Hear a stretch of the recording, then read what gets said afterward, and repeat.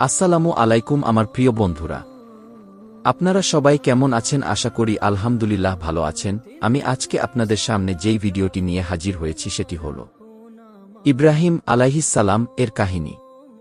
তো বন্ধুরা, চ্যানেলটি নতুন, আপনারা দয়া করে ভিডিওটিতে একটি লাইক দিয়ে চ্যানেলটি সাবস্ক্রাইব করে দিবেন।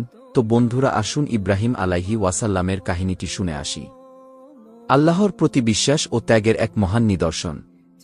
অনেক বছর আগে এক রাজ্য ছিল যেখানে মানুষ সূর্য, চাঁদ, তারকা এবং বড় বড় মূর্তিকে উপাসনা করত। সে দেশের রাজা ছিল নামরুদ, এক অত্যাচারী শাসক যে নিজেকে কি ঈশ্বর-ই বলে দাবি করত। ঠিক সেই সময়ে আল্লাহ একজন পবিত্র মানুষকে পৃথিবীতে পাঠালেন। তার নাম ছিল ইব্রাহিম আলাইহি ওয়াসাল্লাম। ইব্রাহিম আলাইহিস সালাম ছোটবেলা থেকেই ছিলেন চিন্তাশীল ও সৎ।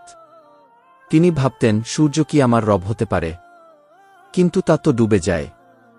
চাঁদও নয়, তারাও নয়। কি তিনি বুঝলেন, এই সব কিছু সৃষ্টি করেছেন একমাত্র মহান এক আল্লাহ, যিনি অদৃশ্য, যিনি কখনো হারান না, ঘুমান না, ক্লান্ত হন না। তার বাবা আজার মূর্তি তৈরি করতেন। একদিন ইব্রাহিম আলাইহিস সালাম মূর্তিগুলোর সামনে গিয়ে বললেন, তোমরা কথা বলো না কেন? খাও না, চলাফেরা করো না? তাহলে তোমাদের উপাসনা করার কি মানে? তিনি সবাইকে বোঝাতে চেষ্টা করলেন, কিন্তু কেউ শোনেনি। মূর্তি ভাঙার ঘটনা। একবার শহরের লোকেরা বাইরে গেলে ইব্রাহিম আলাইহি ওয়াসাল্লাম মন্দিরে গেলেন এবং সব ছোট ছোট মূর্তি ভেঙে ফেললেন, কেবল বড় মূর্তির গলায় কুঠার ঝুলিয়ে রাখলেন। লোকেরা ফিরে এসে রেগে গেল। তারা বলল, আমাদের দেবতাদেরকে ভেঙেছে। ইব্রাহিম আলাইহিস সালাম বললেন, এই বড় মূর্তিটাকে জিজ্ঞেস করো, যদি কথা বলতে পারে। তারা চুপ করে গেল, কারণ জানত মূর্তিগুলো কিছুই করতে পারে না। তখন ইব্রাহিম আলাইহিস সালাম বললেন, তোমরা কেন এমন কিছু উপাসনা করো যা নিজেরও কোনো উপকার করতে পারে না?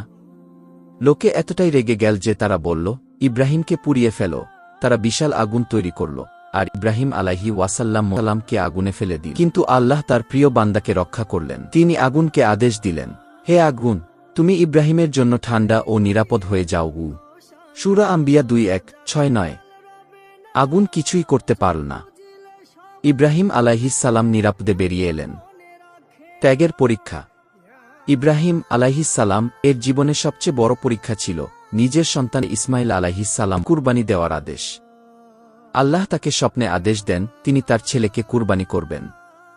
ইব্রাহিম আলাইহিস সালাম এই খবর ছেলেকে জানালে ইসমাইল আলাইহিস সালাম বললেন, আব্বা, আপনি যা আদেশ পেয়েছেন তা করুন।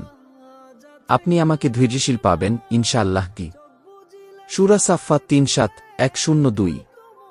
যখন ইব্রাহিম আলাইহি ওয়াসাল্লাম শুয়ে ছুরি চালাতে গেলেন, তখন আল্লাহ একটি দুম্বা, ভেড়া পাঠালেন এবং ঘোষণা করলেন, হে ইব্রাহিম, তুমি পরীক্ষায় উত্তীর্ণ হলে আমরা তোমার কুরবানিকে বদলে দিলাম এক মহান কুরবানিতে।